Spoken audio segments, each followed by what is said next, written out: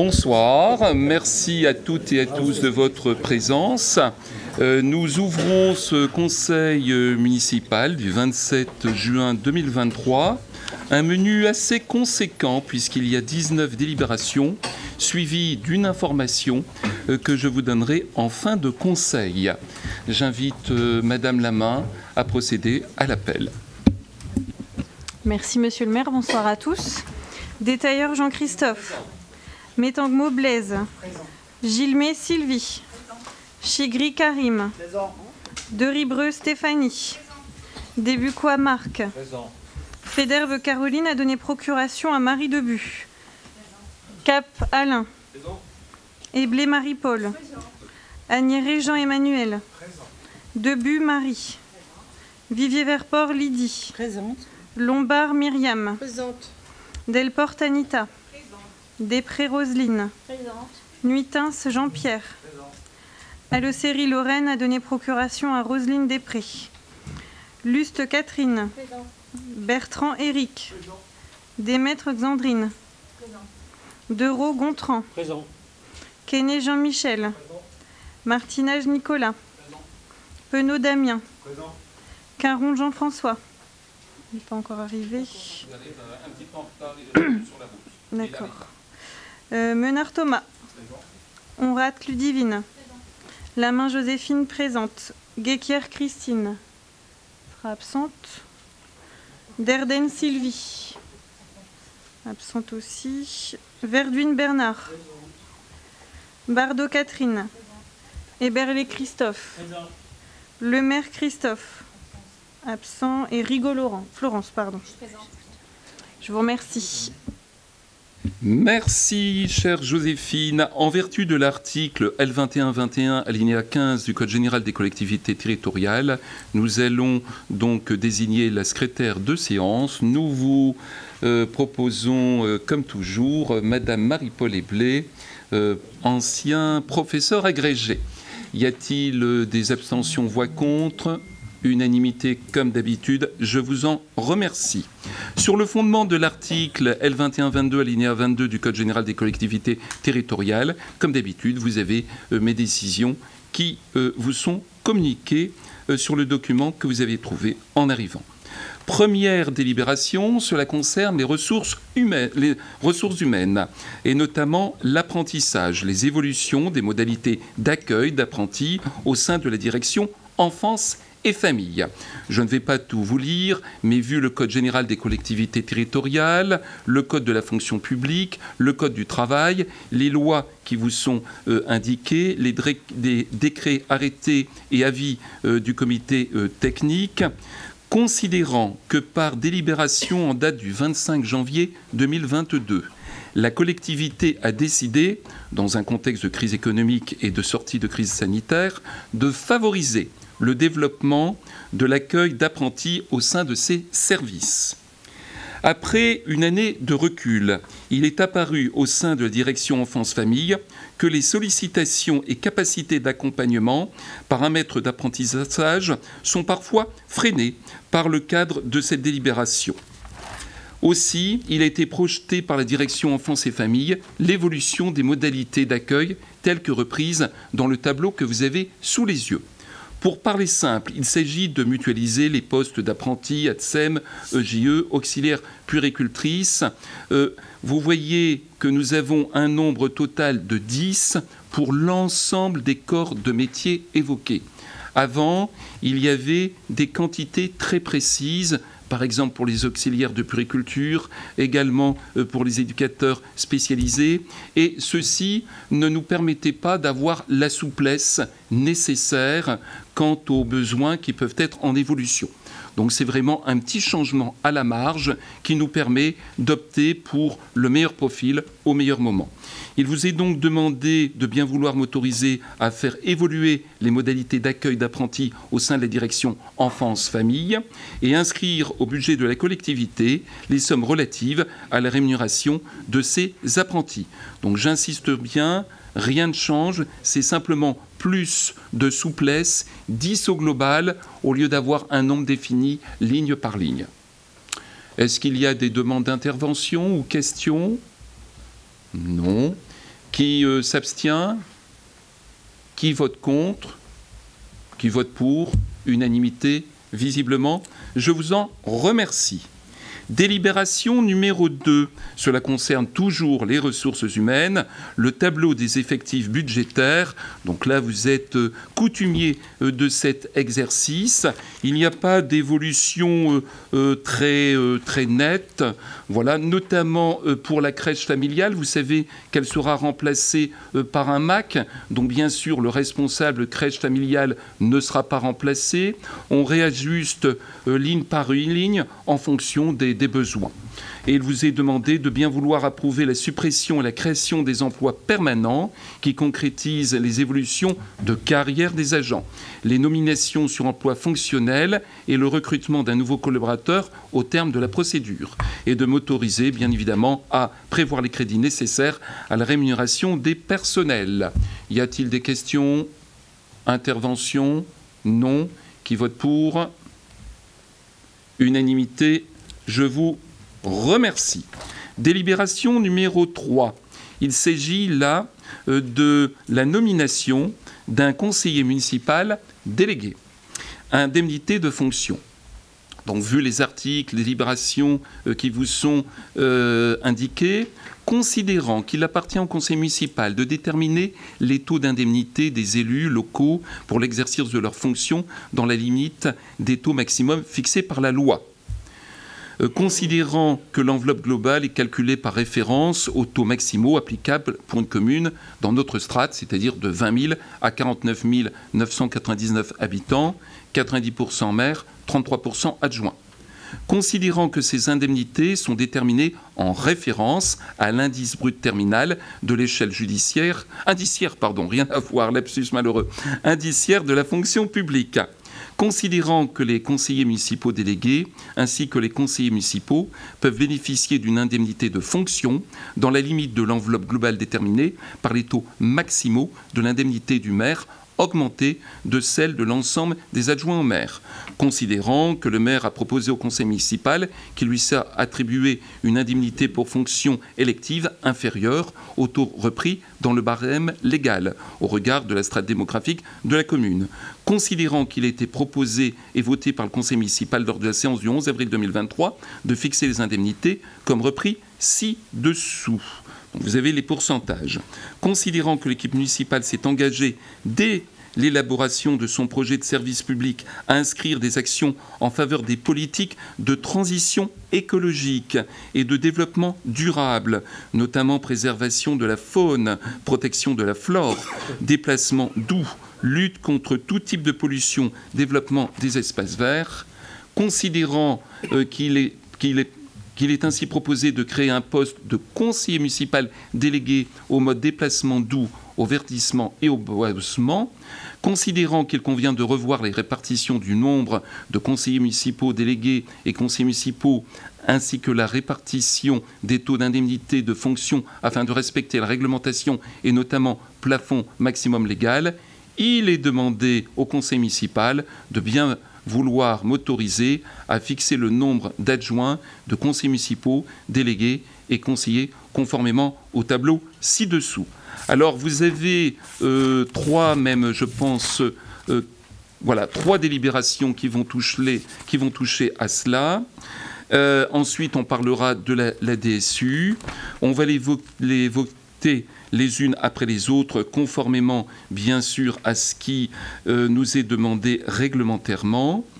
Vous allez sans doute me poser la question du qui est ce nouveau conseiller délégué, mais on passe les délibérations dans le bon ordre.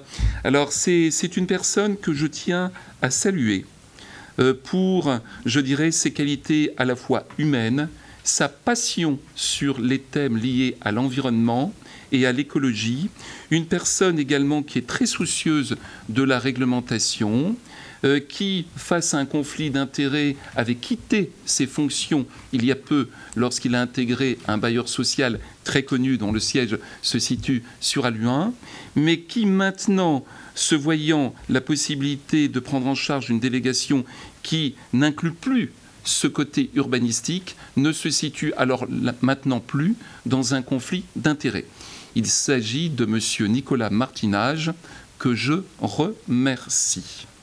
Donc ça, c'est une première délibération qui vise justement à valider, vous voyez que c'est par rapport au pourcentage de l'indice des collectivités territoriales, c'est plus 1015 maintenant, ça a changé d'accord d'ailleurs. C'est le 1027, voilà. Avant, c'était 1015. Maintenant, c'est 1027. Et puis, il y en aura une autre, puisqu'il y a la DSU, la dotation de solidarité urbaine, dans la foulée, qui va suivre. Est-ce qu'il y a des questions sur simplement le mode de calcul, qui en fait ne change quasiment pas, et on ne dépasse bien évidemment pas l'enveloppe qui est allouée? Pas de questions, pas d'intervention? Non. Qui vote favorablement? Unanimité. Je vous remercie. Deuxième délibération qui est la suite logique. Nomination d'un conseiller municipal délégué. Considérant que la ville d'Halluin est attributaire de la dotation de solidarité urbaine et de cohésion sociale au cours de l'un au moins des 3 exercices précédents, c'est même les 3 pour la petite histoire, voilà, il y a donc une adaptation, majoration du tableau. Je ne vais peut-être pas tout vous relire. Y a-t-il des questions là-dessus?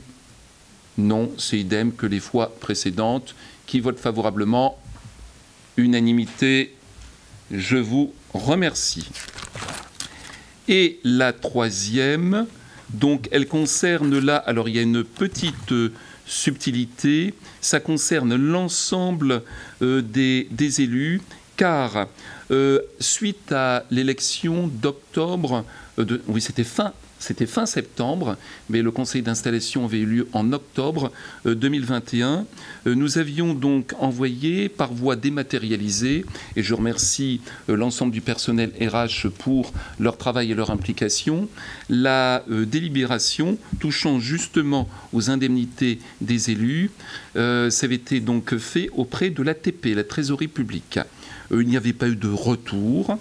C'est passé ensuite au contrôle de légalité de la préfecture. Il n'y avait pas eu de retour, mais au final, il y a eu une erreur qui a été remontée après coup, mais très subtile. Ça jouait de 7 € pour le maire et d'une vingtaine d'euros par adjoint, pour vous dire une toute petite somme. Là, on vous propose une remise gracieuse, car les personnes considérées, je pense tout particulièrement aux adjoints, ne sont pas du tout responsables de cette erreur. Aussi, considérant que le service de gestion comptable de Tourcoing a confirmé le caractère exécutoire des délibérations prises, mais a précisé que la décision de remise gracieuse n'appartenait qu'au conseil municipal sur proposition de l'autorité territoriale, eh bien c'est à vous de décider cela. Et il vous est ainsi proposé d'accorder une remise gracieuse au maire. Alors je vous dis c'est 7 €, c'est pas pour les 7 € que je fais ça. Et aux adjoints municipaux pour la part d'indemnité versée au-delà du calcul des plafonds pour la période du mois d'octobre 2021 au 28 février 2023. Voilà, j'ai résumé. Est-ce qu'il y a des questions là-dessus? Non. Demande d'intervention? Non. Qui vote favorablement? Unanimité. Unanimité. Il y en a moins l'opposition qui s'abstient ou qui vote contre? Abstention? Donc, abstention, merci pour l'opposition. Et oui pour la majorité. C'est bien noté, je vous remercie. Délibération suivante, les émissions de créances en non-valeur. Là encore, c'est ce qu'on qualifie à Halluin de marronnier.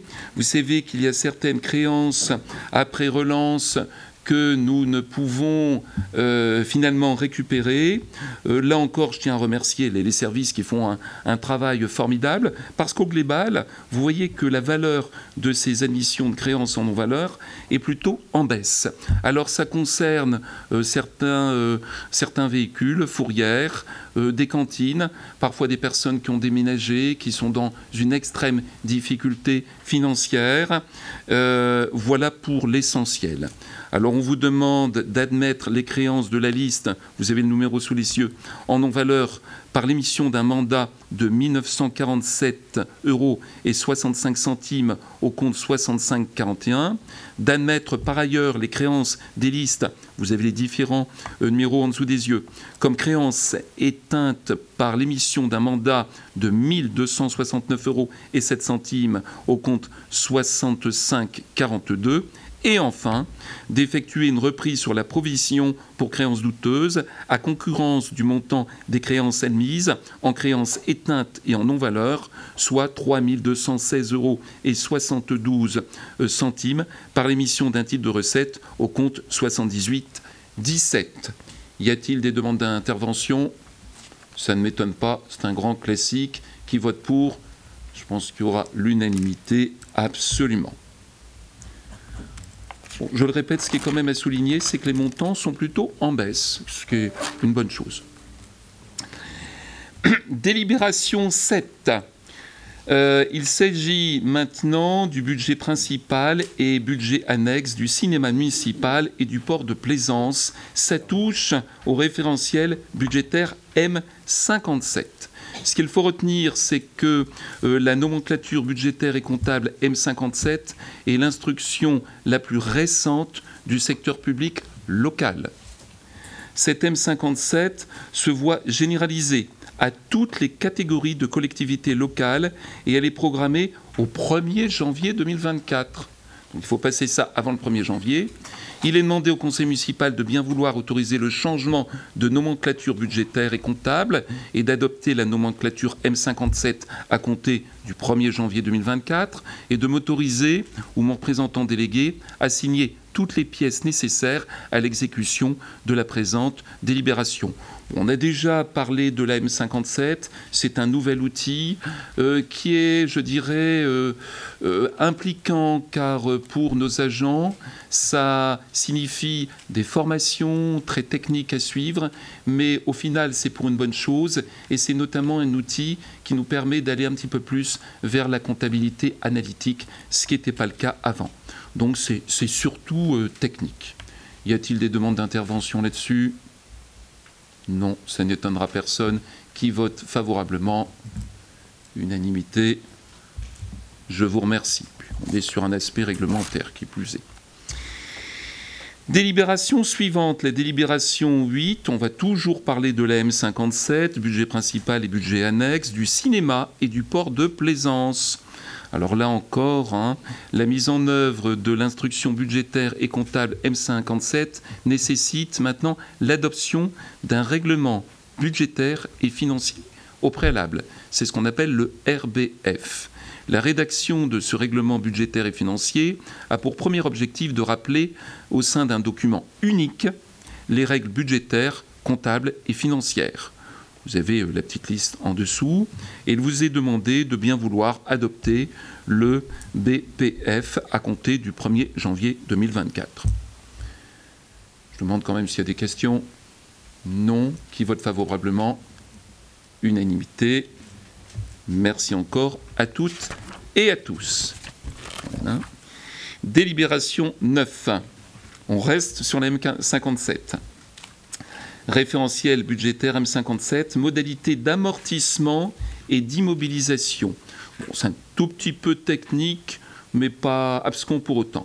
La dotation aux amortissements constitue une dépense obligatoire pour les communes de plus de 3500 habitants, donc à Luant. L'amortissement des immobilisations permet de constater chaque année leur dépréciation tout en dégageant des ressources destinées à les renouveler régulièrement. Ça va d'un ordinateur jusqu'à une voiture. Chaque année, on décompte et ça permet d'anticiper ensuite le remplacement. Cette nomenclature M57 pose également le principe de l'amortissement au prorata temporis, c'est-à-dire que l'amortissement d'une immobilisation commence dès la date de mise en service de l'immobilisation et non plus à compter du 1er janvier de l'année suivant celle de son acquisition. Donc c'est une toute petite évolution. Cette date de mise en service correspond à la date de début de consommation des avantages économiques ou du potentiel de service qui sont attachés à l'immobilisation. Il vous est demandé de bien vouloir approuver les durées et modalités d'amortissement conformément au tableau ci-dessous. Alors c'est un tableau classique, hein. On ne l'a pas fait sur mesure pour la commune d'Halluin, c'est le tableau qui est validé quasiment partout.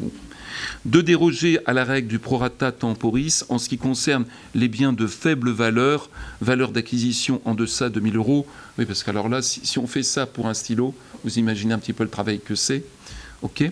Retenir comme date de mise en service la date de l'émission du mandat de paiement autant pour les acquisitions que pour les subventions d'investissement versées et dire que ces modalités d'amortissement s'appliqueront pour le budget principal et les budgets annexes du port de plaisance et du cinéma municipal pour les nouvelles immobilisations acquises à compter, là encore, du 1er janvier 2024. Et donc vous avez la durée d'amortissement en dessous en année. Y a-t-il des demandes d'intervention? Non. Qui vote favorablement? Oui. Je vous remercie. Ah, un sujet un petit peu moins technique et qui nous anime beaucoup, celui de la prise en charge du coût du transport des lycéens et étudiants et apprentis. Reconduction du dispositif pour l'année scolaire. Historiquement, je rappelle, c'était mon prédécesseur, M. Dassonville, qui avait mis en place ce dispositif pour les lycéens. Bon, à l'époque, il y avait eu quelques échanges, et notamment concernant le financement de ce dispositif. J'étais intervenu là-dessus, notamment en regrettant que ce ne soit pas pris en charge par la métropole européenne de Lille, voire par la région, parce que les lycéens, ça dépend de la région. Et à l'époque, on m'avait dit non, c'est impossible. Mais je tiens à remercier quelqu'un qui a réalisé l'impossible et qui se situe à ma droite, Madame Sylvie Gilmet, ainsi que moi-même et de nombreux autres conseillers métropolitains, puisqu'en moins d'un an, ce qui était impossible, on a réussi effectivement à l'obtenir. Et la MEL, désormais, prend en charge les frais de transport pour tous les jeunes jusqu'à 18 ans. Donc ça, c'est une très bonne chose. Et non seulement ça rend service à nos jeunes, mais ça vient alléger les finances de la commune. Simplement, quid des étudiants? Lorsqu'on est étudiant, vous savez, parfois on doit se travailler quelques heures par-ci, par-là, pour financer ses études. Et les études sont très chères. Les ouvrages, quel que soit, je dirais, le thème, que ce soit scientifique, droit, médical ou autre, ça coûte également très cher. Et on s'est dit, tiens, ce serait bien d'élargir ce dispositif. C'est ce qui a été fait. Et non seulement il inclut les étudiants, mais également les lycéens qui parfois peuvent avoir un petit peu plus de 18 ans, ça arrive, et les apprentis. Donc merci à vous parce que ça c'est un dispositif qui habituellement est voté à l'unanimité. On vous propose tout simplement de le reconduire. C'est pas anecdotique, c'est un petit peu plus de 100 000 €. C'est un petit peu plus de 100 000 €, mais c'est véritablement une volonté, vous l'avez compris, d'accompagner nos jeunes pour les aider au quotidien à un moment de la vie où ils en ont vraiment besoin. Y a-t-il des demandes d'intervention là-dessus? Non. Qui vote favorablement? Je vous remercie. Une unanimité qui sera très appréciée par nos jeunes Halluinois. Délibération 11. Je suis content, je vais pouvoir boire un peu d'eau. Cette délibération vous est présentée par Anita Delporte puisqu'elle touche au référent santé et accueil inclusif vacataire pour la petite enfance. Merci Marie-Paul. Anita. Lapsus, je vois vraiment boire de l'eau. Merci Anita. Merci, Monsieur le maire. Donc, ça sera très bref. En fait, il est donc demandé au Conseil d'accepter la candidature d'un référent vacataire qui est le docteur Delsal, puisqu'elle a reposé sa candidature. C'est une nécessité au sein de nos accueils. Donc, je vous demande d'accepter la candidature du docteur Delsal pour ce poste de vacataire. Merci. Merci Anita. Simple, efficace, et donc elle vous a demandé de procéder au recrutement du docteur et de signer la convention annexée. Y a-t-il des demandes d'intervention? Non, ça, à mon avis, ça fait unanimité. Qui vote pour? Voilà. Merci. La santé reste une priorité, surtout à cet âge-là. Délibération suivante, la 12, la Convention territoriale globale, la CAV, donc. Stéphanie, je te laisse la présenter. Merci à toi. Merci, Monsieur le maire. Donc, il s'agit d'autoriser Monsieur le maire à signer la Convention territoriale globale avec la CAF. Alors, la Convention territoriale globale, c'est un nouveau nom qui remplace en fait le contrat enfance-jeunesse. Donc cette convention, c'est en général, il faut renouveler ça tous les 4 ans, donc pas obligatoirement 4 ans, mais bon, nous on la passe pour 4 ans, c'est quand même assez fastidieux. Et cette convention a pour objet de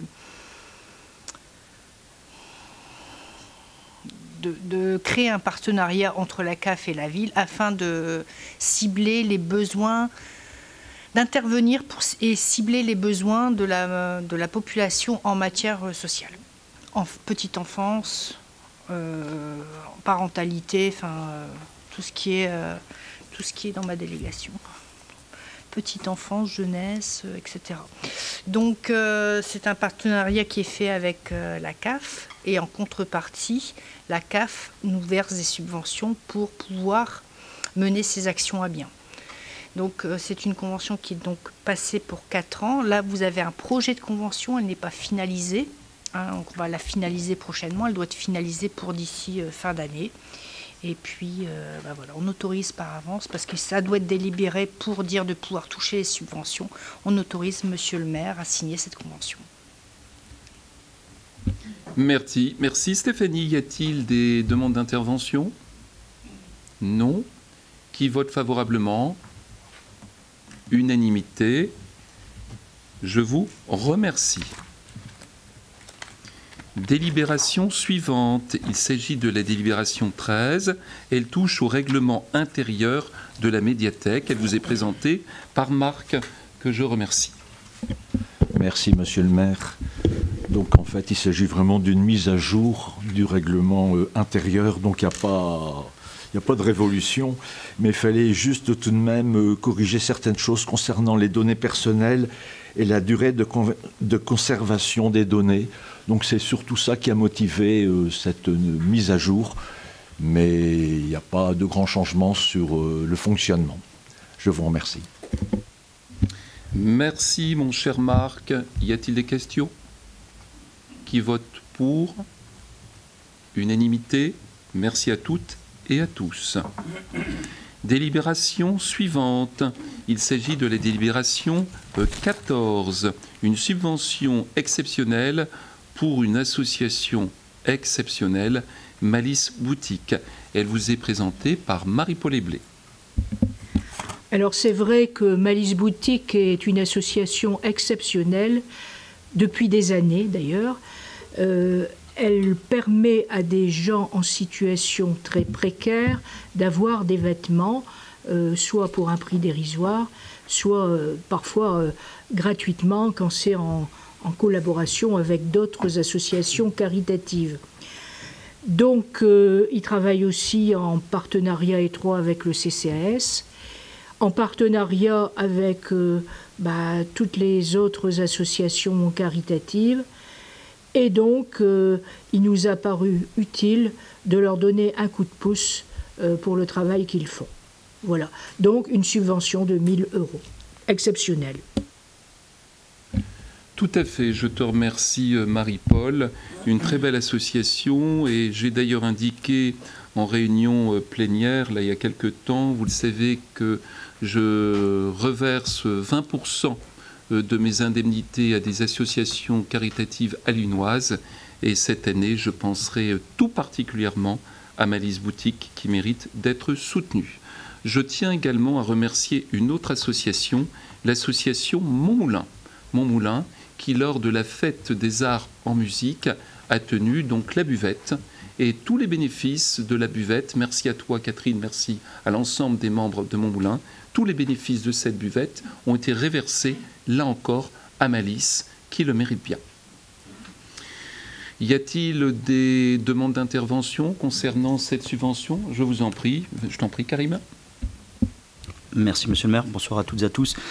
C'est pas particulièrement que sur cette subvention. Moi je voulais faire un clin d'œil et remercier l'ensemble de la vie associative alluinoise pour leur implication dans les différents besoins de solidarité que l'on peut avoir tout au long de l'année, que ça soit lié à des catastrophes naturelles ou à des situations des fois d'ordre privé.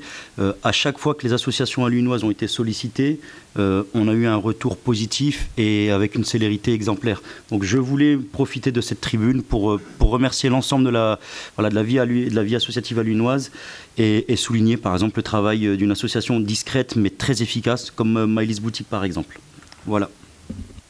Tout à fait. Merci pour cette intervention, Karim. Je suis certain qu'on partage tous ton propos, d'ailleurs opposition comme majorité. Y a-t-il d'autres questions, demandes d'intervention? Non. Qui vote favorablement? Unanimité. Un grand merci pour Malice. Délibération suivante, cela touche à la tarification de la Scola.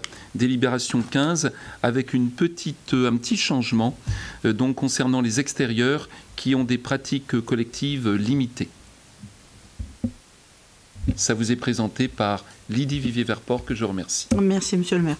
Ouais, je serai peut-être un peu long parce qu'effectivement il y a pas mal de changements au niveau des tarifs de l'école de musique. Je commence. Normalement, l'école de musique est réputée au sein du réseau des établissements d'enseignement artistique pour la qualité de ses cursus et cours et pour son accompagnement d'élèves vers des carrières professionnelles dans le domaine de l'art et de la culture. Ça, c'était la base de l'enseignement de l'école de musique. Mais ça a évolué. Toutefois, les années de crise sanitaire que nous venons de vivre, mais aussi la crise économique actuelle, ont fait émerger également un nouveau public qui exprime une volonté d'un autre type de pratique, laissant davantage de place à la passion et à la détente par des méthodes pédagogiques plus ludiques, induisant peut-être une adhésion réduite. Donc vous voyez, il n'y a plus les examens, etc. C'est tout à fait autre chose, c'est une deuxième aile de notre école de musique. Voilà. Donc voilà ce qui est proposé. Donc on permet un accès gratuit aux étudiants de jusqu'à 21 ans et de les inclure dans la même catégorie que les personnes exonérées. On pérennise les pratiques collectives et pour ce faire de créer une nouvelle catégorie tarifaire pour la pratique seule des orchestres, ateliers, chorales et lyriques, chœurs de flûte, hanches et démons, dans la limite d'1h30 de pratique par semaine. Donc voilà, c'est-à-dire qu'il y a des personnes qui ne viennent pas suivre des cours tout le temps, mais ils font partie d'un groupe, voilà. Il y en a qui sont alluinois, qui ne sont pas alluinois, par exemple au chœur de flûte. Bon, ben voilà, ils ont fait un petit groupe et on ne peut pas demander à des personnes qui sont là que quelques répétitions pour une petite audition, de payer complètement le tarif complet. Donc ça a été aménagé. Et ce qui a été aménagé également, c'est les tarifs de prêt d'instruments. Voilà. Donc, je vais vous dire pour les alluinois. Hein, donc, les personnes sans emploi alluinois, c'est gratuit. Pour les alluinois qui participent à une société musicale alluinoise, qui soit mineure ou majeure, c'est gratuit. Pour les alluinois qui ne participent pas à une société musicale, c'est gratuit pour les mineurs, mais c'est 250 € pour les majeurs. Et pour les pratiques collectives, justement, dont je vous parlais, 1 heure à 1h30 par semaine, donc toujours pour les alluinois, là, hein, c'est gratuit pour les mineurs et c'est 150 € pour les majeurs. Voilà. Et pour les agents de la mairie et du CCAS d'Alluin, dont le traitement indiciaire horaire moyen est inférieur ou égal à 150% du SMIC brut horaire, c'est gratuit également. Alors, ce qui change aussi, ce sont maintenant pour les extérieurs. Donc, les extérieurs mineurs, donc ils viennent uniquement au cours, hein, et ils font partie de rien d'autre. Donc, pour les mineurs, c'est 719 € et les majeurs 1439.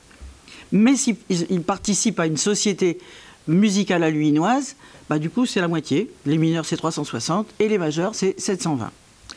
Et pour cette histoire de pratique collective d'1 h, 1 h 30, c'est aussi pour les mineurs 360 et les majeurs 720. Ça, c'est pour les extérieurs, hein, je répète. Et pour les agents, etc., de la mairie qui habiteraient en dehors d'Alu1, c'est également complètement gratuit. Et on a aussi ajusté la location des instruments. Le premier instrument loué, c'est 40 € pour un alluinois, 80 pour un extérieur. Deuxième piste, c'est dégressif, quoi. Après, le deuxième, troisième, etc. Voilà. Et il y a une contribution aussi à l'accompagnement de piano de la classe de chant, qui est de 40 € pour les alluinois et 80 pour les extérieurs. Voilà, donc ça c'est ce qui a été changé. Et franchement, je trouve ça très, très, très, très bien, parce que c'est vrai qu'on parlait du côté un petit peu passion, détente, etc. Tout le monde ne vient pas pour être professeur ou, je ne sais pas, instrumentiste dans un grand orchestre. Hein. Ils viennent des fois pour se faire plaisir, pour jouer un petit peu, jouer ou chanter d'ailleurs. Et c'est bien d'avoir créé cette nouvelle chose, donc de payer bien moins parce qu'on participe un petit peu à tel ou tel groupe. Donc franchement, c'est un plus au sein de cette école de musique. Voilà. Donc, monsieur le maire, on va demander pour voter. Merci Lydie, tu as été absolument exhaustive. Oui, tu l'as rappelé, notre école de musique, et je tiens à remercier l'ensemble des acteurs et tout particulièrement les professeurs de notre école de musique qui ont été très réceptifs à cette réalité. Il y a deux demandes à l'U1. Je dirais une demande académique, qu'on peut qualifier une demande d'excellence, qui a toujours été satisfaite au sein de notre scola. Par contre, pour une demande plus détente, loisir, voilà, se faire plaisir en découvrant le solfège et un instrument et avancer finalement à son rythme. Voilà, là-dessus, il n'y avait pas grand-chose, il n'y avait pas une offre, en tout cas, réelle. Et donc, toute l'équipe pédagogique est en projet et ça correspond vraiment aux souhaits que nous avons entendus de la part des alluinois. Oui, alors pour retenir les tarifs, les enfants alluinois, c'est gratuit, dans tous les cas. Les adultes alluinois, c'est gratuit très souvent, ou alors c'est une toute petite participation. C'est notamment pour les extérieurs que ça a changé. Puis pour les extérieurs qui ont des pratiques collectives plus réduites, là le tarif a été revu à la baisse, parce que 719 et 1439, ça faisait beaucoup. Et merci à toi encore pour ton implication sur ce thème. Y a-t-il des demandes d'intervention? Non. Donc, qui vote favorablement à ceci? Unanimité. Je vous remercie. Délibération suivante. Elle vous est présentée par M. Karim Chegri, que je remercie. Il s'agit de l'association Les Amis des Orgues de Saint-Hilaire, avec un très beau concert. Concert qui a été proposé ce dimanche sur le thème de Pierre le Loup de Serge Prokofiev. C'est l'une des rares fois où je n'ai pas pu m'y rendre pour raison d'emploi du temps, mais il y avait quand même une quarantaine de personnes et les échos que j'ai eus étaient très très bons.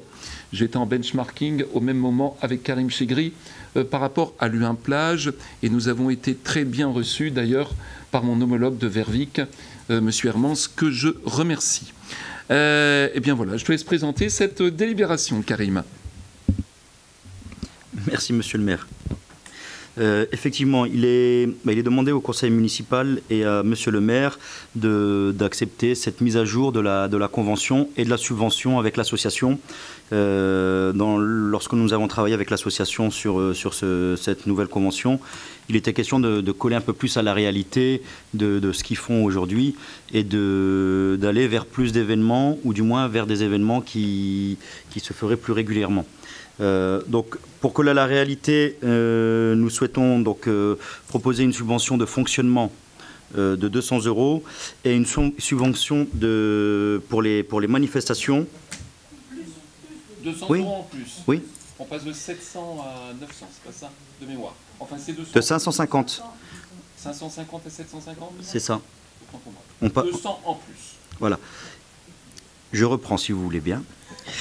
Donc, il est demandé d'ajouter 200 € supplémentaires au fonctionnement qui existe aujourd'hui de 550 € à 750 €. Donc, on ajouterait 200 € et 900 € par manifestation à hauteur de 2 manifestations par an. Donc, ce qui ferait une subvention de l'ordre de 1 800 €. Il est aussi convenu avec l'association que si malheureusement il y avait une manifestation qui ne pouvait pas avoir lieu, ou les deux, cette subvention pour les manifestations serait récupérée au sein de la municipalité. Donc voilà. Donc il est demandé au conseil municipal de bien vouloir accepter cette nouvelle convention et ces nouvelles subventions. Tout à fait. Merci Karim. Donc on passe de 550 à 750 pour les subventions de fonctionnement et donc 900 par concert, jusque 2 concerts. Y a-t-il des demandes d'intervention? Je regarde notamment Roselyne parce que je sais que tu es très très investi sur ce thème, mais tu n'es pas obligé d'intervenir, hein, c'est simplement vrai. Non. Y a-t-il des questions concernant ceci? Non. Qui vote favorablement? Unanimité. Eh bien, merci pour les Amis des Orgues de Saint-Hilaire qui le méritent bien là encore. Les Foulées Allunoises maintenant, délibération 17, une subvention de la MEL. Ça vous est représenté par Jean-Lionel Aniré, que je remercie. Merci Monsieur le maire, bonsoir à toutes et à tous. En fait, cette délibération réapparaît tous les ans depuis l'organisation, depuis un certain nombre d'années par rapport à l'organisation des Foulées Allunoises qui sont organisées par le club d'athlétisme de la ville d'Halluin. En fait, tout simplement, la MEL, la métropole européenne de Lille, soutient cet événement pour des raisons sportives et de rayonnement sur la métropole. C'est un événement qui est national.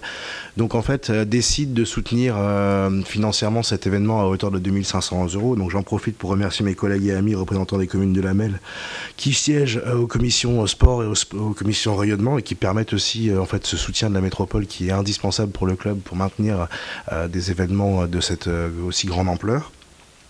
Sauf qu'il y a certaines règles de versement de la part de la MEL qui l'obligent à passer par la ville, en fait, tout simplement parce qu'il y a des paliers en fait pour le sport de haut niveau. Pour vous donner quelques exemples, en fait, on peut pas, voilà, mais seuls quelques clubs dans la métropole sont financés à travers le sport, pour le sport, pour leur côté sportif dans la métropole, et d'autres manifestations sportives sont financées par la commission rayonnement, tel qui est le cas actuellement.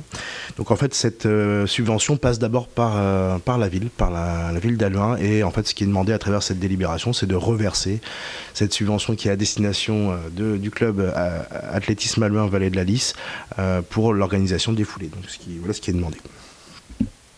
Un grand merci Manu. J'en profite pour saluer Jean-Georges Stock qui s'investit, ainsi que voilà, tous les bénévoles et sportifs à chaque année. C'est un plaisir de participer de par les yeux, parce qu'on ne court pas forcément tous, à cette très très belle manifestation. Y a-t-il des demandes d'intervention? Je vous en prie, Monsieur Berlet. Merci, Monsieur le maire.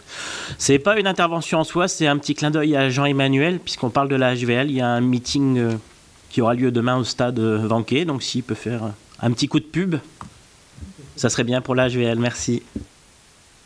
Absolument. Je redonne la parole à Manu, je t'en prie. Effectivement, j'ai eu une journée un petit peu longue, un peu compliquée, donc j'ai un peu oublié, et pourtant j'ai vu Jean-Georges ce midi qui s'affairait pour aller chercher des athlètes à droite à gauche en Belgique et qui ont fait des allers-retours toute la journée, qui se sont donnés pour aller chercher des athlètes de bon niveau, de très bon niveau, et qui s'affairent pour accueillir 477 athlètes demain soir.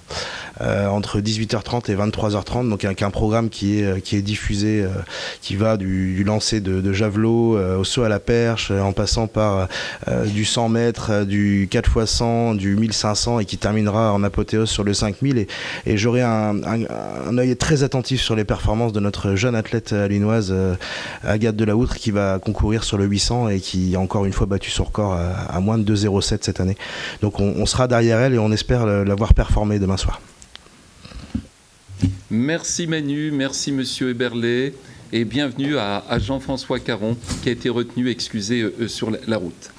On va quand même voter, donc. Qui vote favorablement à finalement retransférer cette subvention? Unanimité, je vous remercie. Délibération suivante, il s'agit du plan de mobilité, accueil de trottinettes électriques et vélos assistance électrique. Alors lorsqu'on a étudié effectivement cette délibération en interne, Nicolas n'était pas encore conseiller délégué sur cette thématique, donc elle vous est plutôt présentée par Marie, cette délibération. Merci à toi Marie. Merci Monsieur le maire. Depuis le début de notre mandat, la ville d'Alluin, par le conseil municipal, a à cœur de préserver la faune, la flore et de promouvoir la mobilité douce sur son territoire. Ainsi, la ville a participé à l'appel à manifestation d'intérêt proposé par la MEL dans son plan de mobilité afin de proposer aux Alluénois et Alluénoises la location de trottinettes et vélos à assistance électrique. Considérant que les véhicules seront garés sur l'espace public, il est demandé à la commune de fixer le montant d'une redevance due pour l'occupation du domaine public. Il est donc demandé au conseil municipal de bien vouloir fixer le montant de la redevance annuelle d'occupation du domaine public à 20 € par engin, d'autoriser Monsieur le maire à signer tout acte et tout document nécessaire à la mise en œuvre de la présente délibération et d'inscrire les recettes correspondantes au budget primitif 2023 et suivant. Merci. Merci Marie. Question? Non. Donc 20 €, vous l'avez compris. Qui vote favorablement à cette délibération? Unanimité. Merci à toutes et à tous. Dernière délibération. Elle concerne la taxe locale sur la publicité extérieure. Elle vous est présentée par Sylvie Gilmet. Merci, Monsieur le maire. Alors effectivement... Ça va? Je disais à Jean-François Caron qui a fait le maximum pour venir. Merci de ton implication. La M57, j'ai présenté, il n'y a pas de souci. Donc c'est une délibération qui concerne la taxe locale sur la publicité extérieure, autrement dit les enseignes. Donc c'est une taxe qui revient donc tous les ans. On va terminer ce conseil municipal avec plutôt une bonne nouvelle, puisque vous le savez, depuis le début de notre mandat, nous venons en soutien pour nos petits commerçants, nos commerçants de proximité, et nous avons décidé d'étendre l'exonération avec une superficie à 12 mètres carrés, ce qui signifie qu'il n'y aura plus aucun commerçant, en tout cas petit commerçant de proximité, qui paiera de taxes locales sur l'enseigne, sur les enseignes, sur les préenseignes ou sur la publicité.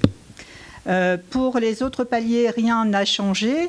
On a une réfaction de 50% pour les enseignes dont la somme des superficies est supérieure à 12 mètres carrés et inférieure ou égale à 20 mètres carrés.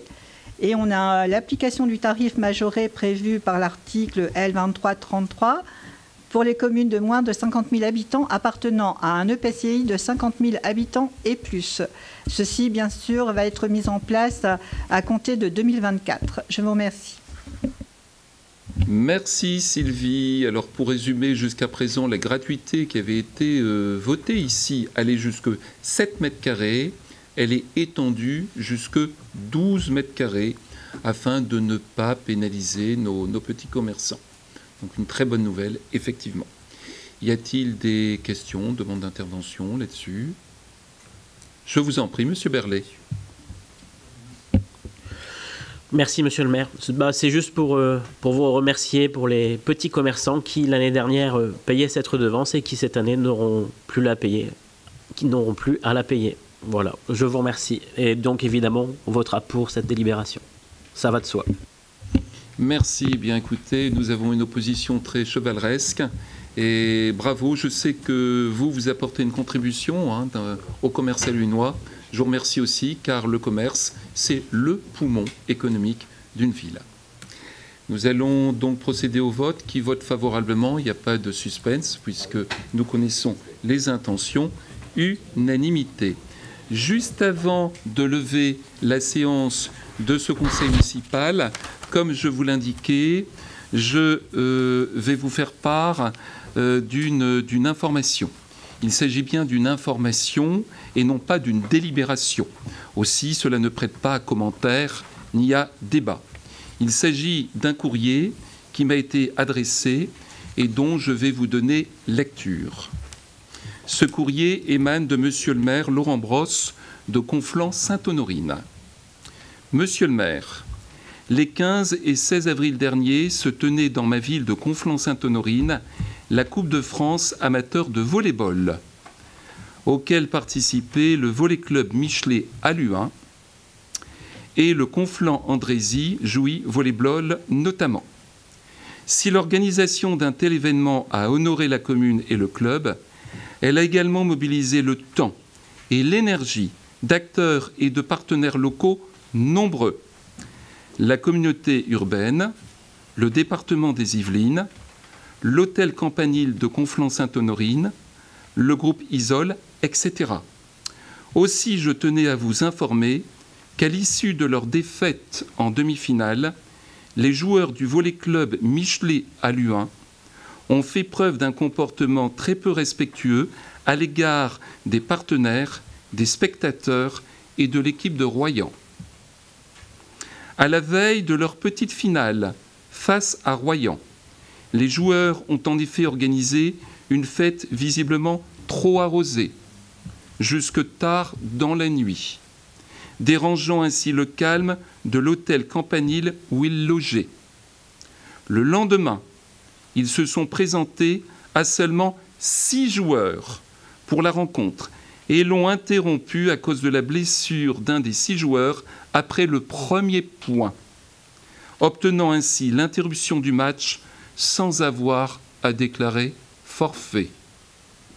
Je me désole de cette situation pour toutes les personnes que cet événement mobilisait et réjouissait.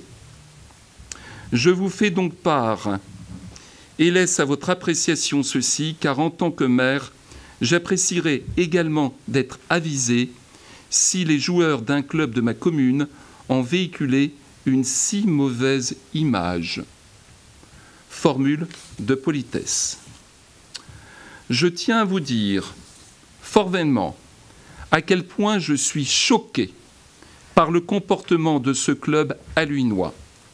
Et je ne puis que condamner de la façon la plus ferme les agissements de ce club. Ce club reçoit pourtant la plus haute subvention de tous nos clubs sportifs. En contrepartie de cela, on s'attendrait à ce que ce club contribue à donner une image positive et exemplaire de notre ville. Force est de constater que ce n'est pas du tout le cas. J'ai contacté bien évidemment le cabinet du maire de Conflans-Sainte-Honorine afin de présenter mes excuses et avoir de plus amples informations. J'ai contacté de très nombreuses personnes, y compris monsieur le directeur de l'hôtel Campanile, qui m'a relaté de façon très précise les agissements de nos représentants alluinois. C'est tellement choquant que je ne puis donner ici les détails au sein du conseil municipal, mais je peux les donner en off naturellement. En 15 ans de métier, jamais ce directeur n'avait rencontré des personnes aussi odieuses. Je cite ces mots. Le directeur voulait d'ailleurs appeler les forces de police, mais il se l'est interdit, car il s'agissait d'une équipe sportive, le volley, Club Michelet à Luin, qui était invitée par la commune de Conflans-Sainte-Honorine et qui était donc hôte de la commune. Face à cela, chacun comprendra que ceci ne peut pas rester sans conséquences. Déjà, nous avions été interpellés sur l'inéquité historique qui existe dans l'attribution des subventions à nos clubs sportifs. Le volley reçoit en effet depuis de très nombreuses années des subventions beaucoup plus élevées que les autres clubs. Exemple, je parle du football, l'UH Foot, 540 membres, 21 000 euros. Le volley, beaucoup moins de membres, plus de 100 000 euros. Ceci n'est pas normal, ceci n'est pas juste, ceci n'est pas équitable. De plus, en cette période économiquement difficile, où nous sommes même contraints d'éteindre nos éclairages publics la nuit, nous ne pouvons plus financer le haut niveau. C'est pourquoi il est évident qu'après les frasques du club de volley que je viens de vous relater, cela me conforte dans ma volonté de remettre de la cohérence, de l'équité, de la justice dans l'attribution des subventions. Aussi, à compter de 2024, toutes les subventions au niveau versées au volley seront supprimées. Une nuance toutefois, car les jeunes Alluinois, les jeunes Alluinoises qui souhaitent découvrir ou pratiquer ce très beau sport qu'est le volley ne sont en rien responsables des frasques de ce club. Aussi, une subvention de fonctionnement, sport pour tous, en cohérence avec le nombre de membres inscrits, pourra être allouée sous condition.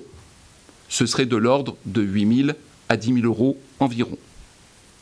Au global, les économies résultant de la baisse du montant de la subvention octroyée au volley, puisqu'on supprime la subvention au niveau, vous l'avez bien compris, feront l'objet à la rentrée d'un débat ouvert et démocratique au sein du groupe majoritaire lors d'une réunion plénière. Cette somme pourrait par exemple être partagée sur 3 lignes budgétaires. 1. Une subvention aux clubs sportifs méritant, eux, notamment pour ceux qui s'illustrent dans le cadre de projets. 2. Une augmentation de la dotation au CCAS, là aussi qui pourrait se situer entre 10 voire 20 000 euros. Car n'oublions pas qu'en cette période si difficile sur le plan économique, nous ne reversons finalement à tous les Alluinois en grande difficulté, sous forme des aides exceptionnelles, que 100 000 euros par an. Un coup de pouce serait le bienvenu. Nous avons un devoir de solidarité. Enfin, 3e point, ceci nous permettrait un renforcement de l'autofinancement. Car mécaniquement, quand on dépense moins en fonctionnement, on a plus d'autofinancement afin de contribuer aux investissements futurs, notamment sportifs, et je pense par exemple à la piste d'athlétisme. Voilà, je lève ce conseil municipal. Je vous souhaite à toutes et à tous d'excellents congés d'été et nous serons donc appelés à nous revoir, notamment le 24 septembre pour les élections sénatoriales. C'est une délibération qui ne prête pas à débat. Voilà, ce n'est pas une délibération, pardon, c'est une information qui ne prête pas à débat, mais je vois que M. Verduin notamment veut poser une question. Vous pouvez le faire en dehors de ce conseil. Je suis à votre disposition immédiatement. Merci encore à toutes et à tous.